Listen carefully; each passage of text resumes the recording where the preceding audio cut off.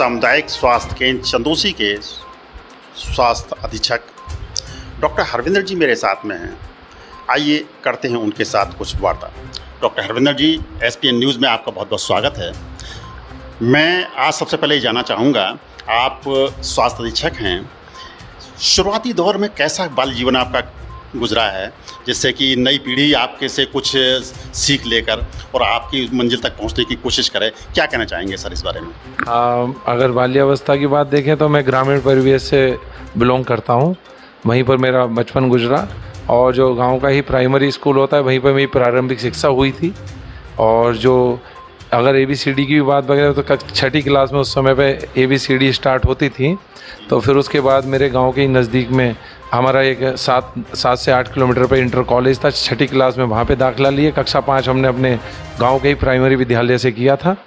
उसके बाद बस वहाँ से इंटर में जब वहाँ पहुँचे तो इंटर कॉलेज में जब एडमिशन लिए तो 10वीं के बाद थोड़ा सा ये चीज़ का पता चला कि हमें करना क्या है असल में।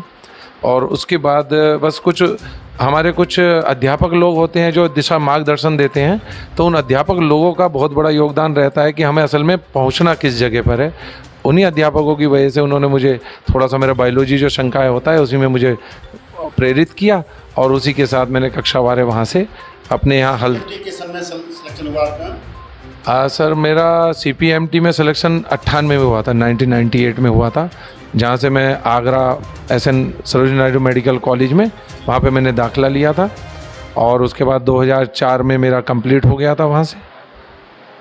अच्छा सर, थोड़ा सा पारिवारिक पृष्ठभूमि के बारे में बताएं कि आपका पारिवारिक क्या क्या आपका सहयोग मिला और किस तरीके से?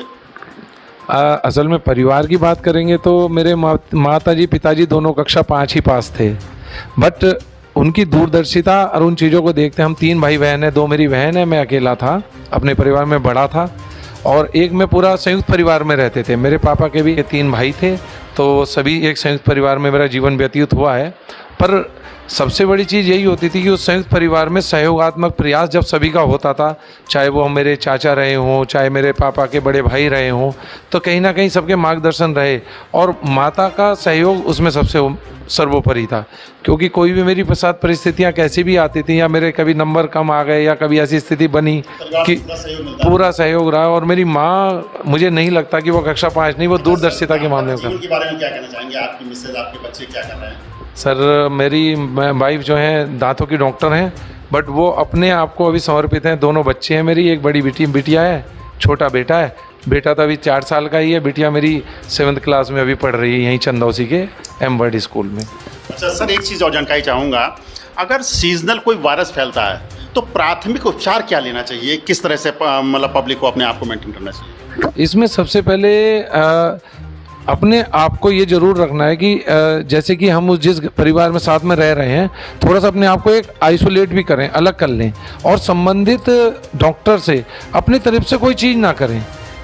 अपने आप कोई दवाई ना ली जाए, कोई बिना डॉक्टर की सलाह के कोई ऐसा कार्य ना किया जाए कि हम पैरासीटामोल गोली ले लें जिससे कि बुखार उतर जाएगा। फीवर हमारे शरीर में जब कभी होता है या कोई दिक्कत सीजनल कोई भी चीज़ें आती हैं तो उसमें संबंधित डॉक्टर से सलाह लेने के बाद ही अगली चीज़ को किया जाए, मेरे हिसाब से जो मुझे लगता है। अच्छा डॉक्टर साहब, आपके बारे में इस क्षेत्र की जनता बहुत ही लोकप्रिय और बहुत ही समाजसेवी डॉक्टर हैं आप।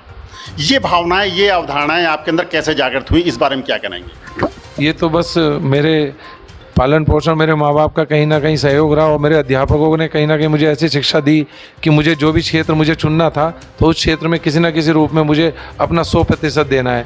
और ये जनता का भी एक आशीर्वाद ही है जो कि मुझको अपना आशीर्वाद बराबर यहाँ पर निरंतर देती हैं। और मेरी हो सकता है कि एक इंसान को कमियाँ हो सकती हैं, पर कुछ कमियों को वो ढक भी लेती हैं, पर जनता का सहयोग भी बहुत अच्छा है और कुल मिला के मेरा सेवा करने का। डॉक्टर साहब एक चीज़ बताएं, स्वस्थ जीवन के लिए आदमी को दिनचर्या क्या रखनी चाहिए जिससे कि वो स्वस्थ जीवन जी सके? हाँ, ये बहुत अच्छी बात है कि आपने बहुत अच्छा सवाल पूछा। स्वस्थ जीवन के लिए सबसे अच्छी चीज़ है कि हमें हमारे पहले ही पुराणों में सब चीज़ों में लिखा हुआ है कि हमें सुबह जल्दी उठना और जल्दी सोना, ये 2 चीज़ें बहुत इंपॉर्टेंट हैं हमारे इस लाइफ स्टाइल के लिए।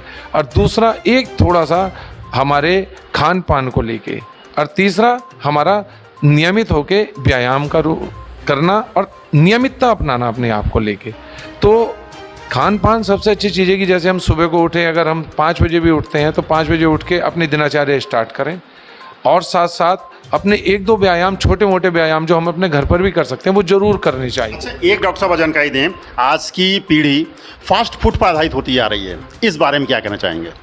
इसके लिए तो मैं आज भी स्कूल में जब गया हुआ था तो एक बच्चा वो खा रहा था पैक्ड फूड, उनका मिड डे मील का प्रोग्राम था। ये शहीद गिरीश चंद जी का स्कूल में भी चेक करके आया था, देख रहा था आपको। तो उसमें क्या हुआ कि मैंने उन बच्चों को आज कम से कम 20 मिनट यही चीज़ समझाया कि बेटा इस चीज़ में और माँ के बनाए हुए खाने में बहुत अंतर होता है। फास्ट फूड के बारे में मैं ये कहना चाहूँगा, वाकई में बाहर की जितनी भी चीज़ें हैं, प्रोसेस्ड चीज़ें हैं, पैक्ड चीज़ें हैं, ये हमारे स्वास्थ्य को लेके इनसे हानिकारक चीज़ कोई भी नहीं है। बहुत बहुत शुक्रिया डॉक्टर साहब। चलते चलते और क्या कहना चाहेंगे, 2 शब्द? बस मेरे क्षेत्र में सभी लोग स्वस्थ रहें, निरोगी रहें और मेरे पर सब आशीर्वाद करते हैं। बहुत बहुत डॉक्टर साहब शुक्रिया, आपने इतनी अच्छी जानकारी हम लाए दर्शकों को दी। कैमरामैन दुर्गेश पाल के साथ मैं दिलीप सक्सेना, SPN न्यूज़।